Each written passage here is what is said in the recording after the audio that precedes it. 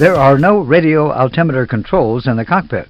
Both radio altimeters activate automatically when AC power is applied to the aircraft. After a brief self-test, the radio altimeters are in a standby mode during ground operations.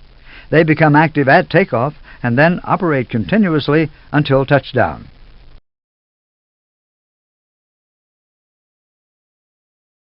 Radio height is always expressed as the number of feet between the bottom of the wheels and the ground.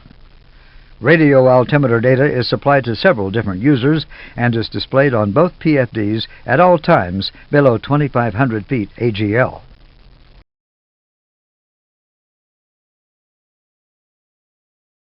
Normally, radio altimeter 1, RA1 height, is displayed on the captain's PFD and RA2 on the first officer's PFD.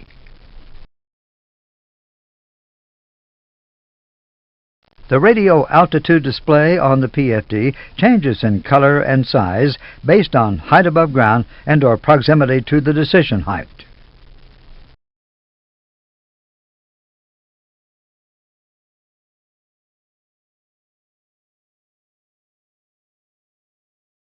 This color-coded digital readout is coupled with a white ground indication line and a red ground ribbon on the altimeter scale.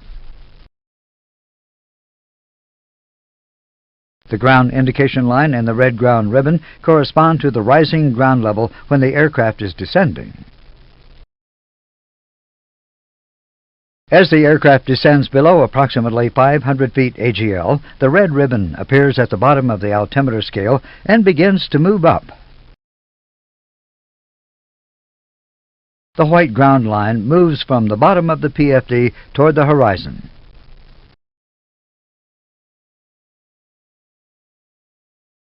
At touchdown, the ribbon is in the center of the altitude readout, and the white ground line is merged with the horizon, as shown. These are designed to be used as a ground reference during autoland operations. In addition to the visual indications during approach, there is a synthetic voice for radio height announcement.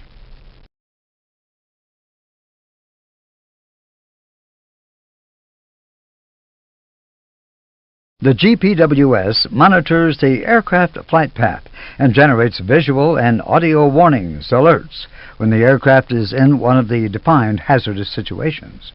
These warnings will be overridden by stall or wind shear warnings.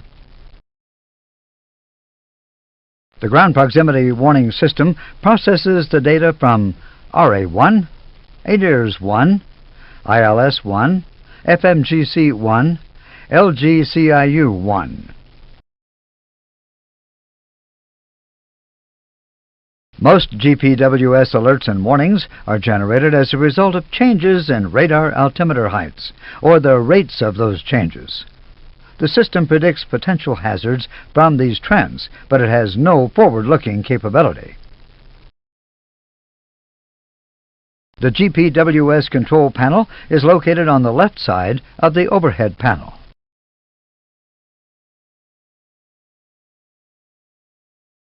GPWS visual warnings are provided on the miscellaneous panels.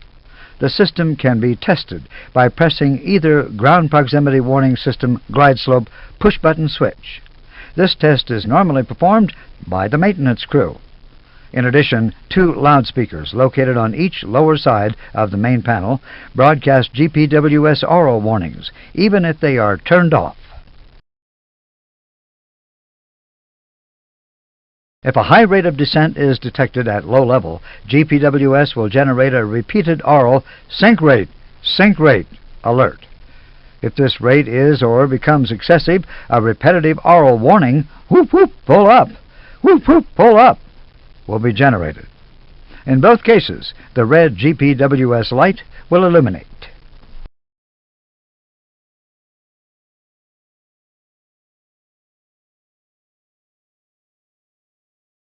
If rising ground is detected as a potential threat to the safety of the aircraft, GPWS will alert the crew with a repeated terrain aural alert.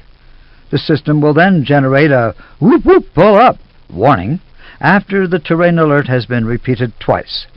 In both cases, the red GPWS light will illuminate.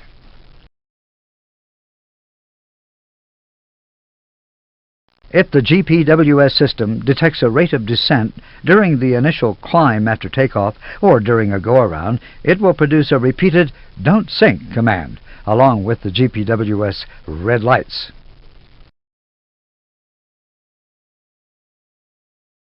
If the gear is retracted or the flaps not in the landing configuration and GPWS detects that the aircraft is close to the ground, a "Too Low Terrain" warning is generated, and the red GPWS lights illuminate.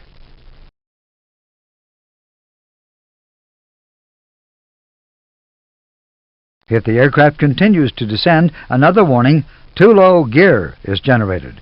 Again, the red GPWS lights illuminate.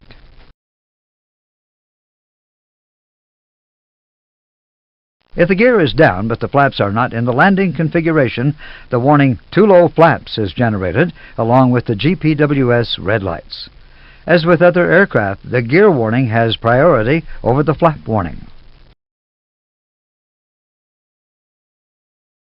Below 1,000 feet on approach, a GPWS glide slope aural and visual alert will be generated if the runway is ILS equipped, the ILS is tuned, the ILS signal is valid.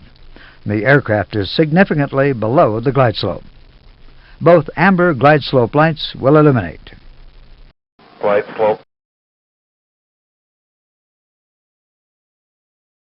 Glide slope. Glide slope. The aural glide slope warning will become louder if no corrective action is taken or if the aircraft descends even further below the glide slope.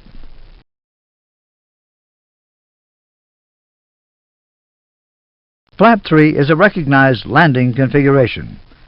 If the option is used or if required by an ECAM procedure, the crew must select Landing Flap 3 Switch On to ensure that the GPWS does not generate warnings when it detects that the aircraft is not in the normal full flap configuration.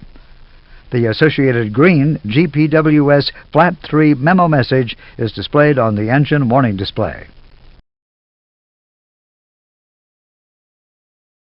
Following certain failures, a landing may have to be made with an even further reduced flap setting.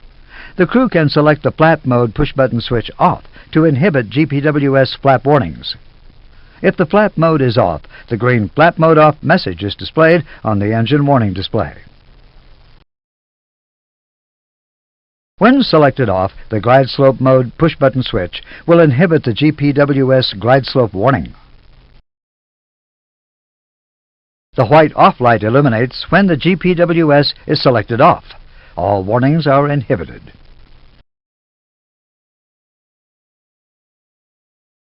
If your aircraft is equipped with the Enhanced GPWS, EGPWS, a forward-looking capability for terrain is added. The basic GPWS functions remain unchanged. eGPWS is based on terrain database and FMGC current position, not on radar returns. The purpose of the Enhanced GPWS is to avoid a control flight into terrain and to give enough time to the crew to perform an avoidance maneuver.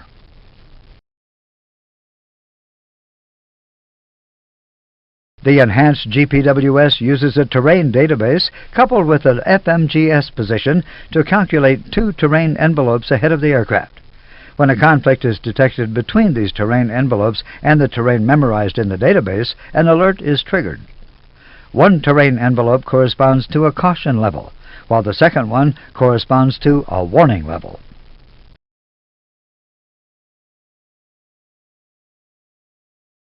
Two terrain-on navigation display switches are installed on each side of the center instrument panel. For each ND to display terrain, the terrain-on ND switch must be on. Be aware that weather radar information is replaced by terrain information even if the radar is switched on.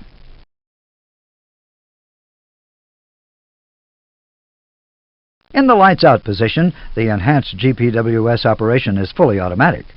If the terrain switch is off, the enhanced functions are inhibited, but basic GPWS functions are still operative. If the enhanced functions fail, the fault light will illuminate, but the basic GPWS functions remain operative. For the basic GPWS, the system switch controls the basic functions.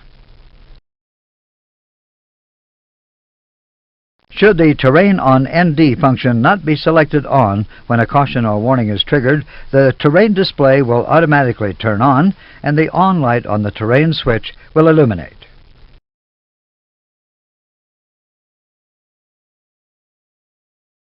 The second enhanced GPWS protective function provides a terrain clearance floor envelope for each runway stored in the database.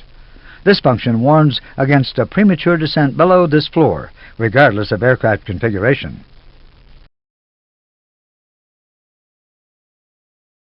Caution: the relative height is calculated using the captain's barometric setting. Thus, the system does not protect against baro setting errors. The position is calculated using FMGC1. The system does not protect against FMGC1 position errors.